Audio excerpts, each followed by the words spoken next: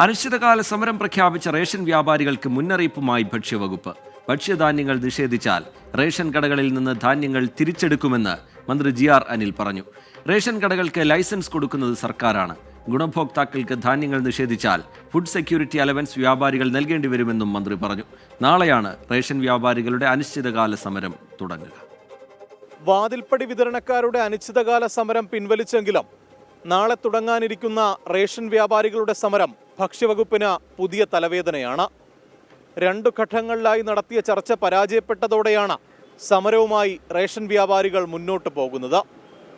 2 ഘട്ടങ്ങളിലായി നടന്ന മന്ത്രിതല ചർച്ചയിൽ തീരുമാനമുണ്ടാകാതെ വന്നതോടെയാണ് സമരത്തിലേക്ക് പോകാനുള്ള റേഷൻ വ്യാപാരികളുടെ തീരുമാനം.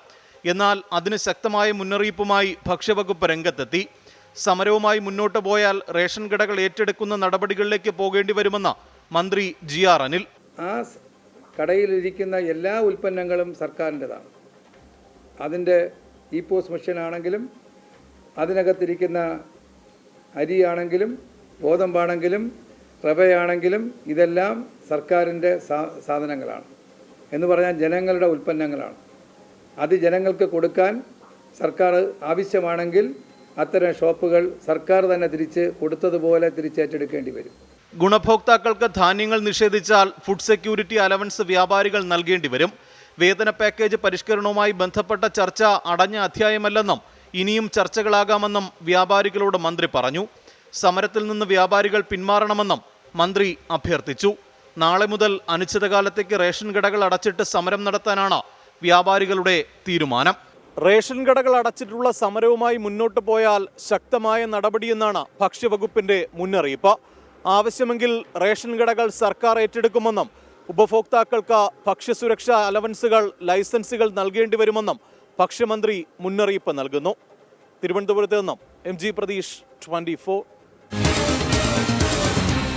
പൊതുജനം കഴുതയല്ല സാർ. നാളെ മുതൽ റേഷൻ വ്യാപാരികൾ സമരം ആരംഭിക്കുന്നതോടെ അന്നം മുട്ടുമോ എന്ന ചോദ്യമാണ് പൊതുജനം ഉന്നയിക്കുന്നത്. കടുത്ത നടപടിയിലേക്ക് കടക്കും എന്ന് സർക്കാർ മുന്നറിയിപ്പ് നൽകുന്നുണ്ട്. പക്ഷേ പ്രതിഷേധക്കാർ വഴങ്ങുന്ന മട്ടില്ല. കാരണം നമുക്കറിയാം, ഇതിനു മുമ്പേ തന്നെ പലതരത്തിലുള്ള പല തലങ്ങളിലുള്ള ചർച്ചകൾ നടന്നതാണ്. പക്ഷേ പ്രശ്നപരിഹാരമാകാതെയാണ് ഇത് സമരത്തിലേക്ക് കടക്കുന്നത്. അതിനിടയിൽ പൊതുജനങ്ങൾക്ക് എന്താണ് പറയാനുള്ളത് എന്നുകൂടി കേൾക്കാം. കാണാം ചില പ്രതികരണങ്ങൾ. കടയിലെ അരി ഇറങ്ങിയാൽ നമുക്ക് വിതരണം ചെയ്യാൻ പറ്റും. സാധനമല്ല, തിങ്കളാഴ്ച പോലെ സമരമാണ്. ഇവിടുന്ന് അരി വാങ്ങുന്ന ആൾക്കാരാണ്.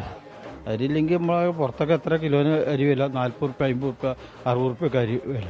തിങ്കളാഴ്ച മുതൽ സമരമാണ്. ഇപ്പോൾ ആകെ പട്ടിണിയാവില്ല. ഇപ്പോൾ അങ്ങനെയാണെങ്കിൽ ഒക്കെ പാവപ്പെട്ട ആൾക്കാരായിട്ടുള്ള ആൾക്കാർ തന്നെയല്ലേ, സാധാരണക്കാരായിട്ടുള്ള ഇവർ തന്നെയാണ്. അവരെയൊക്കെ വിളിച്ച് ചോദിക്കുന്നുണ്ട് എന്നാണ് അരി വരിക.